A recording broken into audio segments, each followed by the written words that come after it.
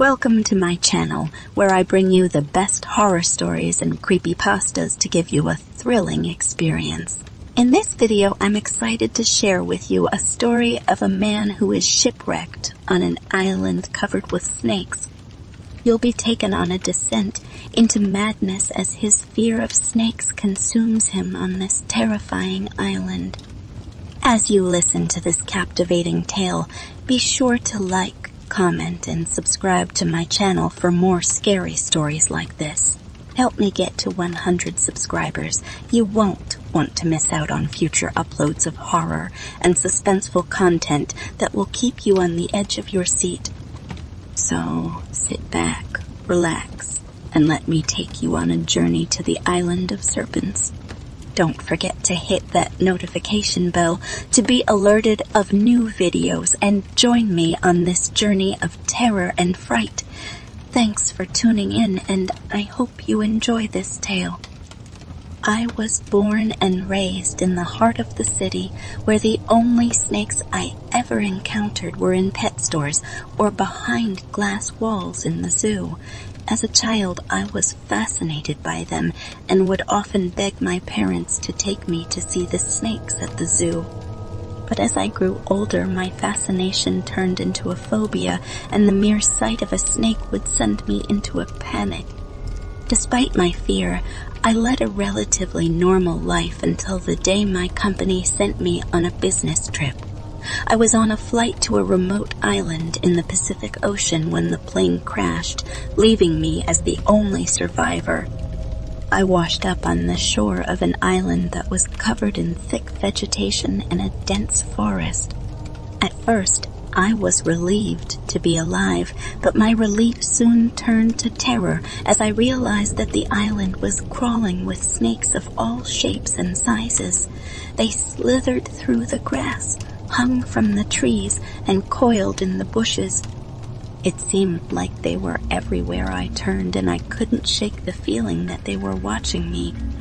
I was trapped on the island with no way to call for help or signal for rescue, and my fear of the snakes only intensified as the days passed. I couldn't sleep, couldn't eat, and could barely breathe without the constant feeling of being watched and hunted by the snakes. As the days turned into weeks, I tried to find a way to survive on the island, but every attempt was met with the same result: more snakes. They slithered into my makeshift shelter, hissing and striking at me with their venomous fangs. I was constantly on edge, never able to let my guard down for fear of being attacked. I lost track of time, and soon I began to lose my mind as well. The constant terror of the snakes had driven me to the brink of insanity, and I was convinced that they were controlling my every move.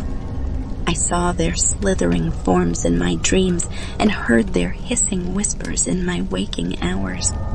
It was then that I realized the horrible truth. I would never escape the island. I was doomed to live out the rest of my days in a never-ending nightmare of snakes and terror. And as the snakes continued to circle and slither around me, I knew that they were waiting for me to make one wrong move. I can still feel their cold, scaly bodies slithering over my skin, even though I'm safe and sound in my own home now. But every time I close my eyes, I can still see the island, covered in a writhing mass of snakes, and I know that I'll never truly escape their grasp. Days turned into weeks, and weeks turned into months, but I remained trapped on the island. My fear of the snakes had turned into an all-consuming obsession, and I spent every waking moment trying to avoid them. I scavenged for food and fresh water, but every time I ventured into the jungle, I was met with a swarm of snakes. I tried to create a shelter, but every time I put up a wall or a roof, a snake would slither out from behind it. The constant presence of the snakes had begun to affect my mind. I started to hallucinate, seeing snakes in the shadows and hearing their hissing whispers even when there were no snakes around. I became paranoid and delusional, convinced that the snakes were conspiring against me. One day, I stumbled across an old, abandoned hut on the island. It was small and cramped, but it was a shelter nonetheless. I moved in and barricaded the door, hoping that it would keep the snakes out, but the snakes were relentless. They slithered through the cracks in the walls and the gaps in the roof, and soon the hut was crawling with them. I was trapped inside, surrounded by snakes on all sides, and I knew that there was no way out. I was resigned to my fate when I heard a faint buzzing sound coming from outside. It grew louder and louder until I realized that it was a helicopter. It had come to rescue me.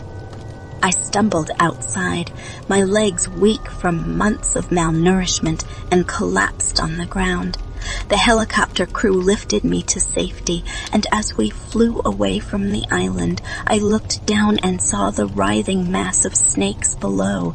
Even though I was safe, the memory of the island and its snakes haunted me for years.